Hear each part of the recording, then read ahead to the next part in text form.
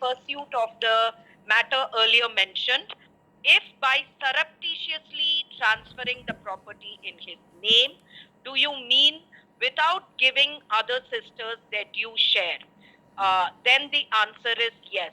Or if surreptitiously means that the brother, by using his clout as a dominating karta, transferred the property, not expecting any resistance.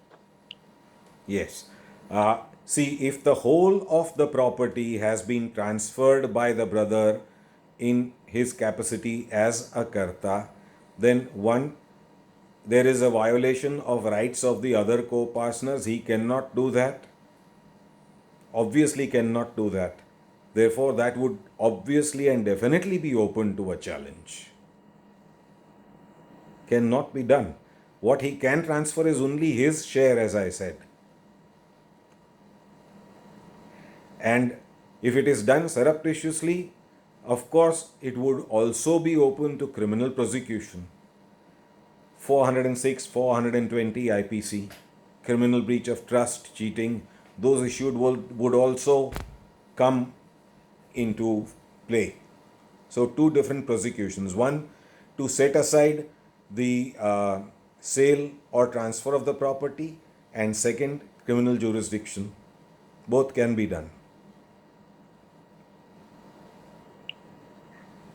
So there's one more question from another student. I'm reading out her question to you. Thank you, sir. This is very informative. While I think she's referring to Section 6 and the 2005 amendment, while this was definitely a step towards gender equality, there are still certain provisions in the Hindu Succession Act that are discriminatory. For example, the Class 2 heirs, entries 5 to 9, clearly show a preference of the male bloodline. Can you please comment on this? Section? She's talking about Class 2 heirs. Class 2 So heirs. this is Male yes, heirs. yes. Section Class 8. 2, yes. Section Yes. 8. Let us see. Section 8, Class 2 heirs, and she's specifically talking about entries 5 to 9. Entry 5 to 9. Let us see. Let's check it up.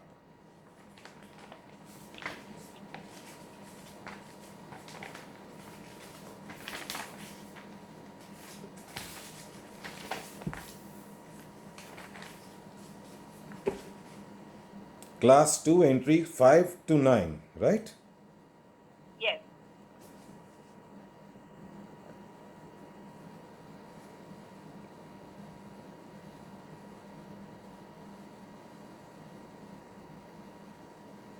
Okay, entry 5 is father's father and father's mother.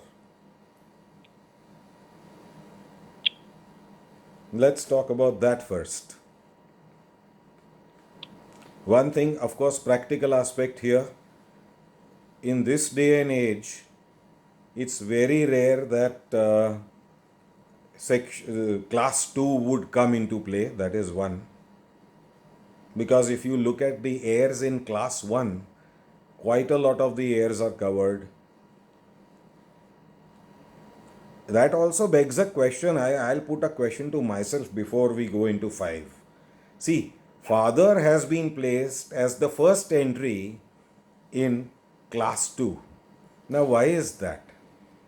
There is a practical reason for this. Very practical reason. The father is not supposed to be an heir.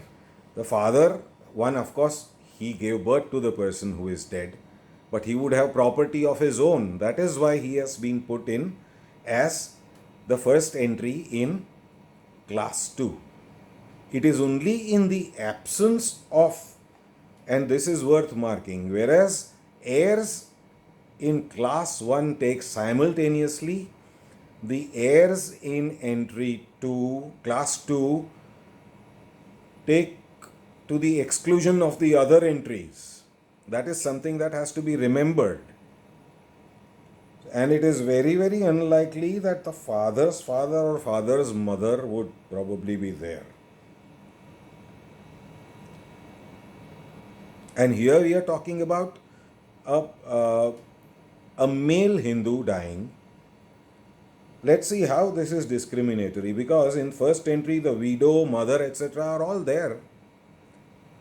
Why does the student feel that this is discriminatory?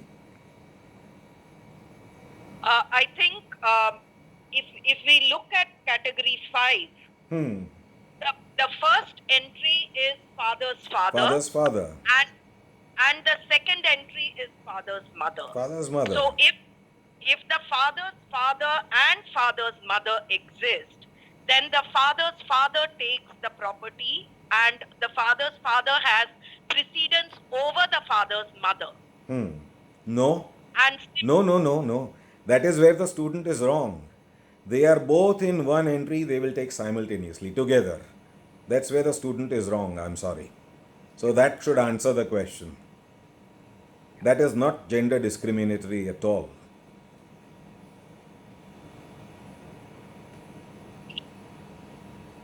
okay, one other question that has come up is about the karta. Can the karta alienate the joint family property in his lifetime by the means of a gift without the consent of other members of the Hindu joint family? And what is the relevance of the will after the recent judgment about equal share in property? Yes.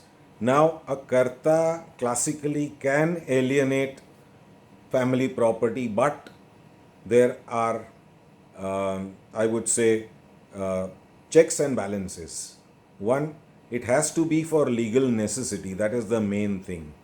If it is not for legal necessity, cannot be done. Again, it has to be remembered that if, say, suppose he has not alienated the property as a karta, let us say, because he is the eldest, he is karta, but suppose he has not alienated the property as a karta and only as a member, one of the members of the family, can't be done at all. He cannot alienate. Absolutely open to challenge. As I said, so far as the will is concerned, even a karta cannot, deal with the whole of the property. He can deal only with his portion. Suppose as a member of a Mitakshara co-parsonary, and suppose I am the karta, I say that I will over this whole property of the co-parsonary to XYZ who is a rank outsider. I can't do it. Will would immediately be set aside. I can only do that to the extent of my share and not otherwise. So, willing away to the extent of your share, fine enough. Otherwise, not so far as the karta is concerned, or even any member of the co-parsonary is concerned. There are various judgments. So far as legal necessity are concerned, I would urge students to read those judgments to get a clearer idea. Probably we would run out of time if we start speaking about legal necessity here. There are hundreds of judgments of the courts as to what is legal necessity, what is not legal necessity. I just quote one small example here on legal necessity. See, earlier, as I said, there was no concept of separate property at all. Everything was joint property only. Concept of separate property came about only later. And what was the joint property? India was and still is an agrarian economy. It was farmland. Suppose the Karta decided that let us dispose of one small portion of land. Why? Because our old well has dried up, let us try and get a new well dug here.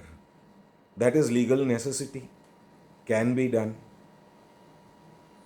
But suppose there is a disposition of the property which is not for legal necessity, that again is open to interpretation by the courts, open to,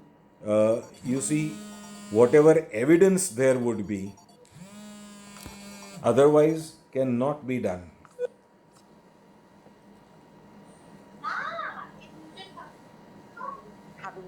Legal necessity has to be proved. If it is not proved, then alienation would definitely be set aside.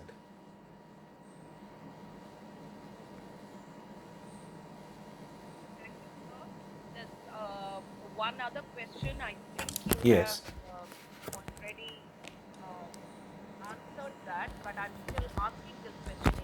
Yes. want to add more to your answer.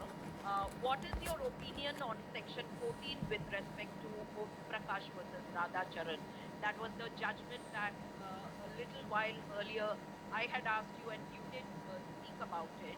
And this participant is asking, is the section not gender discriminatory?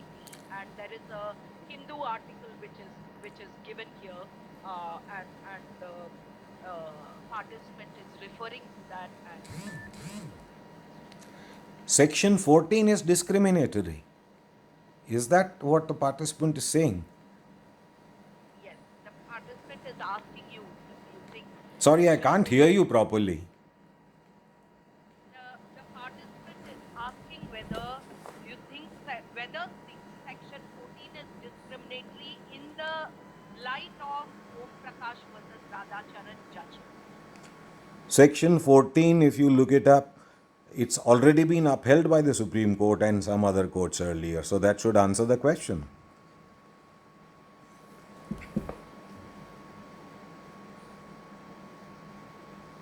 Are there any further questions or comments from any participant? Because I think I have read and asked Sir all the questions that have come up in the chat box so far. I have read it out to him, and Sir has very patiently answered all those questions. I see no further questions and comments. So perhaps this is a time for us. Well, the participant is saying not section 14 but section 15. Ah, I think we've already discussed it earlier. So that should answer the Yes. question. There are differences, Yes. of course. Yes. Okay, so there are no further questions and comments. So I think this is a time when we can bring this webinar to a close. On behalf of OP Jindal Global University and Jindal Global Law School, I thank you very much, sir, for giving us your precious time and your very, very insightful lecture, which I'm sure all the participants here, and particularly the students and faculty who have joined us in this webinar, they will benefit greatly by your lecture and your and the input that you have given during the discussion time. So thank you very much to you, sir, and thank you to the participants who have been here and who have asked all these questions for us to get the expertise of Advocate Desai for this. Thank you very much. Thank you so much. It was a pleasure addressing all of you.